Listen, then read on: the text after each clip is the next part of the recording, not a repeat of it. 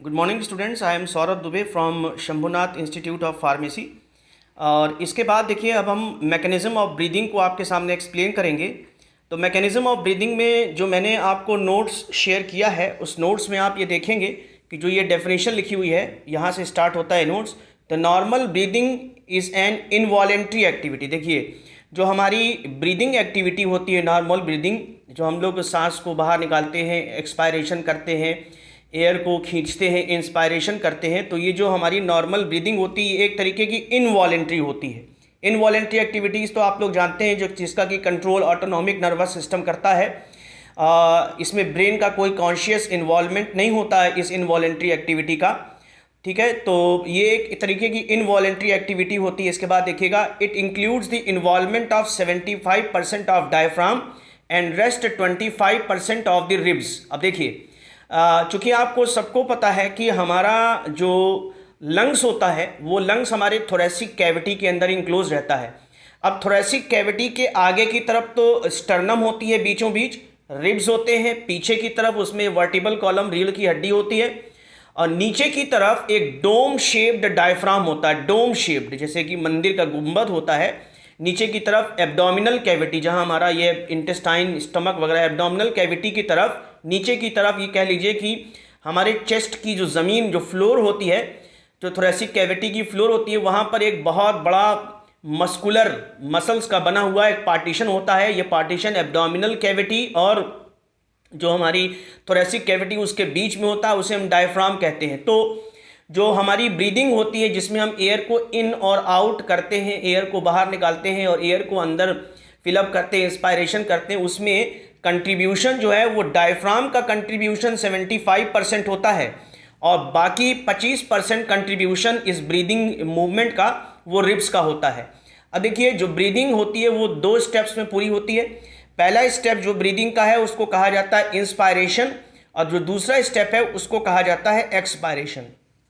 अब देखिए, मैं एक एक करके आपको ये इंस्पायरेशन और एक्सपायरेशन की जो मैकेनिज्म उसको समझाता हूँ। अब देखिए, इंस्पायरेशन में क्या होता है, it includes the following steps. जो इंस्पायरेशन होता है उसमें कुछ स्टेप्स आते हैं। तो देखिए, सबसे पहला जो स्टेप है इंस्पायरेशन का, वो हमें क्या बताता है, the diaphragm becomes flat, it gets pulled down towards the abdominal cavity and changes its shape from dome shaped structure to the flat structure. अब देखिए, जो नोट्स में मैंने आपको फिगर दिया था, नॉर्मली देखिए ये जो डायफ्राम होता है, ये डायफ्राम डोम शेप्ड स्ट्रक्चर होता है, ऊपर की तरफ उठा हुआ होता है। देखिए, वो ऊपर की तरफ उठा हुआ है ना। तो अभी फिलहाल इस डायफ्राम का जो शेप है वो एक डोम शेप्ड स्ट्रक्चर है। जैसे मंदिर का गुंबद है, ये ऊपर की तरफ उठा हुआ है। एब्डोमिनल कैविटी नीचे की तरफ होगी, यहाँ लंग्स, हार्ट वगैरह ये थोरेसिक कैविटी होगी। ठीक है ना। आगे की तरफ यहाँ पर स्टर्नम होगी, और इधर साइड में सब रिब्स वगैरह होंगी। पीछे की तरफ यहाँ पर देखिए वर्टिबल कॉलम होगा। तो डायफ्राम नॉर्मल कंडीशन में जो है ये ऊपर की तरफ उठा हुआ होता है, ये डोम शेप्ड स्ट्रक्चर होता है। लेकिन जब हमको एयर को इनहेल करना होता है, तो जो सबसे पहला काम होता है वो ये होता है कि ये जो डायफ्राम जो ऊपर की तरफ उठा हुआ है, अब डायफ्राम जो डोम शेप्ड है, इसके मसल्स कॉन्ट्रैक्ट करते हैं। मसल्स जो है वो कॉन्ट्रैक्ट करते हैं, वो सिकुड़ते हैं। तो मसल्स के कॉन्ट्रैक्शन की वजह से, मसल्स के सिकुड़ने की वजह से ये जो डायफ्राम है, ये डायफ्राम थोड़ा सा नीचे की तरफ शिफ्ट होता है। ये शिफ्ट डाउन लगभग 1.5 सेंटीमीटर नीचे की तरफ शिफ्ट होता है। अब शिफ्ट होने की वजह से, अब पहले तो ये डोम शेप था, लेकिन नीचे की तरफ मसल के कॉन्ट्रैक्शन की वजह से जब ये नीचे की तरफ शिफ्ट हो गया, तो अब ये फ्लैट हो गया। देखिए, ये फ्लैट हो गया।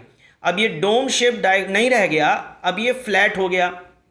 तो जो इस यहाँ पर जो लंग्स होंगे, उनको अब नीचे की तरफ फैलने का, नीचे की तरफ इन्फ्लेट करने का जो है वो थोड़ा सा मौका मिलेगा। आप देख लीजिए, तो डायफ्राम जो कि पहले डोम शेप था, ड्यूरिंग इंस्पायरेशन जब हमको एयर को लंग्स में भरना है, तो उस दौरान जो सबसे पहले इनवॉलेंट्री एक्टिविटी होती है वो ये कि जो डायफ्राम होता है, वो डायफ्राम थोड़ा सा 1.5 सेंटीमीटर नीचे की तरफ शिफ्ट होता है डायफ्राम के मसल्स के कॉन्ट्रैक्शन की वजह से। अब ये जो डायफ्राम है, ये डोम शेप्ड ना रह करके अब ये फ्लैट हो जाता है। ठीक है। उसके बाद देखिए, अब इसका नेक्स्ट स्टेप क्या है। The muscles between the ribs and are called intercostal muscles. Ribs के बीच में जो मसल्स होते हैं उन मसल्स को इंटरकोस्टल मसल्स कहा जाता है। ड्यूरिंग इंस्पायरेशन के दौरान जब हम एयर को अपने लंग्स में अंदर फिलअप करते हैं, during inspiration the contraction of intercostal muscles takes place which pulls the rib cage towards upward towards the head and forward. As a result the sternum is also shifted upward and forward. अब देखिए क्या है, ये जो second step है, इस second step में मैं आपको बताता हूँ क्या क्या चेंजेस होते हैं। तो आप देखिए कि जो रिब्स होती हैं, रिब्स के बीच में हम 12 पेयर्स ऑफ रिब्स होती हैं।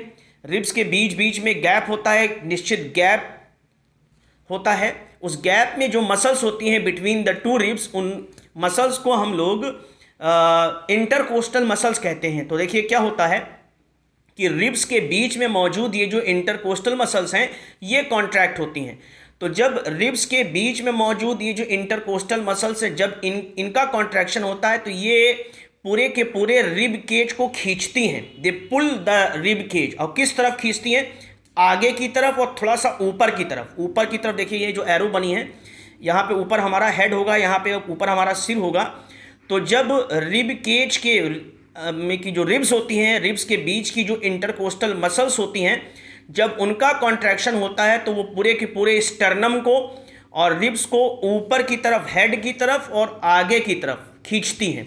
तो देखिए एक तो डायफ्राम जो है वो नीचे की तरफ शिफ्ट हो गया, जो हमारा रिब केज है वो रिब केज पूरा थोड़ा सा आगे और ऊपर की तरफ शिफ्ट हो गया, आगे और ऊपर की तरफ शिफ्ट हुआ। तो ओवरऑल आप ये देख रहे होंगे कि नीचे की तरफ डायफ्राम फैला और आपका जो रिब केज है वो आगे और थोड़ा ऊपर की तरफ शिफ्ट हुआ। तो ओवरऑल जो कैविटी पहले, ये जो थोरेसिक कैविटी पहले नैरो थी, अब वो थोरेसिक कैविटी थोड़ा सा वाइड हो गई है और इसके इस वाइड होने की वजह से लंग्स को प्रॉपरली इस थोरेसिक कैविटी में फैलने का पूरा अवसर मिलेगा, पूरा ये इनको जगह मिलेगी। लंग्स जो है वो इन्फ्लेट हो जाएंगे, वो फूल जाएंगे, पूरा इस कैविटी में फैल जाएंगे नीचे की तरफ और आगे की तरफ। अब जैसे ही देखिए जब लंग्स फैलते हैं और फूलते हैं नीचे की तरफ और आगे की तरफ, लंग्स इन्फ्लेट कर गए, फूल गए, तो लंग्स के अंदर जो भरी हुई एयर है, उस एयर का जो एयर प्रेशर है वो डिक्रीज़ हो जाता है। एयर प्रेशर का डिक्रीज़ होने का मतलब ये है कि बाहर जो इन्वायरमेंटल एयर होगी और लंग्स के अंदर जो भरी हुई एयर होगी, उनका अपना अपना अलग अलग जो है एयर प्रेशर होता है। जब लंग्स फूल गया तो अब तो ज़्यादा जगह मिल गई, वॉल्यूम बढ़ गया, तो अब एयर का प्रेशर जो है वो लंग के अंदर घट जाता है। तो अब बाहर का जो इन्वायरमेंटल एयर प्रेशर जो है वो अभी भी ज़्यादा रहता है। तो अब उस एयर प्रेशर को मेंटेन करने के लिए, उसको इक्विलिब्रियम में लाने के लिए, क्योंकि अंदर की तरफ लंग्स में एयर प्रेशर घट गया है, बाहर जो इन्वायरमेंट है उसका एयर प्रेशर अभी भी ज़्यादा है, तो इस एयर प्रेशर को इक्विलिब्रियम में लाने के लिए बाहर की जो एयर है वो एकदम से लंग्स के अंदर जो है वो रश करती है, वो लंग्स के अंदर इंटर करती है, भर जाती है। तो इसी प्रोसेस को हम लोग जो है वो इंस्पायरेशन कहते हैं। तो ये इंस्पायरेशन जो है इस वजह से होता है। आप लोग याद रखिएगा कि जो डायफ्राम है इंस्पायरेशन का, वो नीचे की तरफ शिफ्ट होता है due to the contraction of its muscles. Diaphragm flat हो जाता है, लंग्स को नीचे की तरफ फैलने का मौका मिलता है। उसके बाद जो स्टर्नम है, इंटरकोस्टल मसल्स के कॉन्ट्रैक्शन की वजह से स्टर्नम्स और रिब्स जो है वो आगे की तरफ और ऊपर की तरफ जो है वो खिंचती हैं, जिससे कि ओवरऑल थोरेसिक कैविटी का जो वॉल्यूम है वो वॉल्यूम जो है वो बढ़ जाता है, बढ़ा हुआ होता है। लंग्स को प्रॉपरली फैलने का थोरेसिक कैविटी में मौका मिलता है। लंग्स जब इन्फ्लेट हो जाते हैं, जब फैल जाते हैं, तो लंग्स के अंदर जो भरी हुई एयर है उस एयर का एयर प्रेशर डिक्रीज़ हो जाता है as compare to the environmental air pressure. Air pressure को इक्विलिब्रियम में लाने के लिए बाहर की एयर जो है वो एकदम से लंग्स के अंदर इंटर करती है। इसी प्रोसेस को हम लोग कहते हैं इंस्पायरेशन। ठीक है, अब देखिए इसके उलट एक्सपायरेशन होता है। अभी तक तो हमने एयर को लंग्स के अंदर फिलअप किया, अब लंग्स के बाहर एयर कैसे जाती है, एक्सपायरेशन कैसे होता है, वो मैं आपको अब समझाने जा रहा हूँ। इधर देखिए, एक्सपायरेशन में भी इसका एकदम ठीक उल्टा प्रोसेस होगा। जो अभी जो जितने भी प्रोसेसेस हुए हैं इंस्पायरेशन में, जो डायफ्राम फ्लैट हुआ, डोम शेप था तो अब फ्लैट हो गया, रिब के जो है वो ऊपर और आगे की तरफ शिफ्ट हुआ। अब इसका ठीक उल्टा होगा एक्सपायरेशन में, क्योंकि अभी तो ज़रूरत थी कि इस जो लंग की जो वॉल्यूम है उसको बढ़ाया जाए, थोरेसिक कैविटी के वॉल्यूम को बढ़ा करके, लेकिन अब हमको थोरेसिक कैविटी का वॉल्यूम और लंग के अंदर जो एयर प्रेशर है उसको बढ़ाना है। अभी तो घटा था, अब बढ़ाना है इस एक्सपायरेशन के प्रोसेस में। तो देखिए एक्सपायरेशन की जो प्रोसेस है वो भी कुछ स्टेप्स में पूरी होती है। तो उसमें देखिए it is the process, it is a passive process. अब ये तो एक एक्टिव प्रोसेस था, इसको हमने एयर को खींचा, ये अपने आप होने वाली प्रोसेस है, ये पैसिव प्रोसेस है।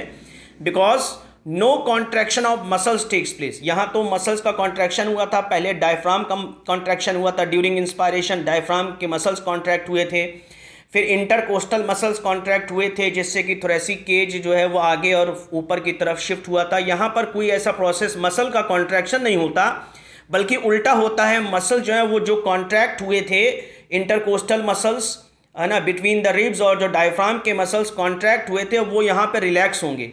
तो it is a process, it is a passive process because no contraction of muscles takes place, the muscles of the diaphragm becomes relax. पहली बात तो डायफ्राम के मसल्स जो कॉन्ट्रैक्ट हुए थे वो अब क्या होंगे, रिलैक्स होंगे। तो जब डायफ्राम के मसल्स जब रिलैक्स होंगे तो डायफ्राम फिर से जो पहले फ्लैट हो गया था 1.5 सेंटीमीटर नीचे की तरफ शिफ्ट हो गया था, अब वो डायफ्राम जो है वापस अपने वही नॉर्मल ओरिजिनल शेप में आ जाएगा। वो ऊपर की तरफ शिफ्ट होकर के फिर से जो है वो डोम शेप्ड हो जाएगा। पहले फ्लैट हुआ था due to the contraction of the muscles, लेकिन अब मसल्स का कॉन्ट्रैक्शन, जो मसल्स कॉन्ट्रैक्ट किए थे नीचे की तरफ शिफ्ट हुआ था, मसल्स अब रिलैक्स करेंगे। तो जब मसल्स के रिलैक्सेशन होगा तो ये डायफ्राम जो है वो फिर से ऊपर की तरफ towards the thoracic cavity 1.5 centimetre पहले नीचे खिसका था, तो अब ये 1.5 सेंटीमीटर ऊपर की तरफ शिफ्ट हो जाएगा। फिर देखिए क्या होगा कि जो रिब्स के बीच में जो इंटरकोस्टल मसल्स है, जो पहले यहाँ पे मसल्स जो कॉन्ट्रैक्ट हुए थे इंटरकोस्टल मसल्स, तो रिब केज ऊपर और आगे की तरफ शिफ्ट हुआ था। यहाँ पर दूसरे एक्सपायरेशन के दौरान आप देखेंगे कि रिब्स के बीच में जो इंटरकोस्टल मसल्स हैं वो अब रिलैक्स होंगे। तो जब रिलैक्स होंगे तो रिब के जो ऊपर और आगे की तरफ शिफ्ट हो गया था, अब वो वापस नीचे की तरफ और पीछे की तरफ जो है वो मूव करेगा, यानी कि it will move towards the downward and backward. वहाँ पर तो अपवर्ड और फॉरवर्ड हुआ था, अब ये डाउनवर्ड और बैकवर्ड की तरफ शिफ्ट होगा। ऐसा इसलिए हुआ कि रिब्स के बीच में जो इंटरकोस्टल मसल्स होती हैं वो पहले तो कॉन्ट्रैक्ट हुई थी, लेकिन अब वो रिलैक्स हो गई हैं, तो रिब केज अपनी नॉर्मल स्थिति में आएगा। स्टर्नम और रिब्स पीछे की तरफ और नीचे की तरफ शिफ्ट होंगी। अब देखिए यहाँ पर तो इंस्पायरेशन के दौरान थोरेसिक कैविटी का जो वॉल्यूम था वो बढ़ा हुआ था, लंग्स को फैलने की जगह मिली थी। अब ये वापस अपने ओरिजिनल फॉर्म में आ गया, ये कंस्ट्रिक्ट हो गया, तो थोरेसिक केज का जो वॉल्यूम है वो घट जाएगा। जब थोरेसिक केज का वॉल्यूम घट जाएगा तो लंग्स के ऊपर जो है वो दबाव, प्रेशर क्रिएट होगा। बाहर से चारों तरफ से डायफ्राम नीचे से दबाव डालेगा, इधर बाहर से जो है आगे की तरफ वेंट्रल साइड से लंग्स, जो रिब केज है और स्टर्नम है वो लंग्स के ऊपर दबाव डालेंगे। तो इस प्रेशर की वजह से, इस एक्सटर्नल प्रेशर की वजह से लंग्स के अंदर जो एयर प्रेशर है वो एयर प्रेशर काफ़ी जो है वो बढ़ जाएगा as compare to the environmental air pressure. अब इस बढ़े हुए एयर प्रेशर के कारण इस एयर प्रेशर को इक्विलिब्रियम में लाने के लिए, जो अंदर बढ़ा हुआ एयर प्रेशर ज़्यादा है, बाहर एयर प्रेशर इन्वायरमेंटल एयर का कम है, इस एयर प्रेशर को इक्विलिब्रियम में लाने के लिए एयर जो है वो एकदम से बाहर निकलेगी। तो इसी प्रोसेस को हम लोग एक्सपायरेशन कहते हैं। तो ये इंस्पायरेशन और एक्सपायरेशन की जो ये मैकेनिज्म हमने आपको यहाँ पर आज बताई। Thank you.